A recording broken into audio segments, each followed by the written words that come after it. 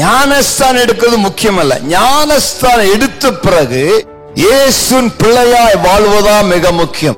ஞானஸ்தானம் எடுத்த பிறகு அந்த மனம் திரும்புதலுக்கு ஏற்ற கனிகளை தர வேண்டும். பிலிப்பியர் 1:10-11 அவதமாய் சொல்லுகிறார், நீங்க நல்ல கனிகளை தர வேண்டும்.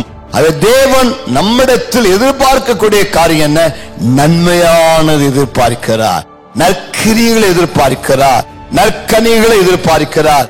ஆகவே தான் தேவனுடைய வார்த்தை சொல்லுகிறது, நீ அசதியாயிராமல் ஜாக்கிரதையாயிரு என்று சொல்லுகிறார். எதற்கு ஜாக்கிரதையா இருக்க வேண்டும்? வசனத்தை கேட்கறதுக்கு, நற்கனிகளை தர. எதற்காக? நான் நல்லவனா இருக்க, வசனத்தின்படி நடக்க, கர்த்தருக்கு பிரியமானவனாய் நடக்க, நன்மையானது செய்ய நான் ஜாக்கிரதையா இருக்கணும். அதுதான் தேவன் சொல்லுகிறார். கர்த்தருக்கு மகிமை உண்டாவதாக.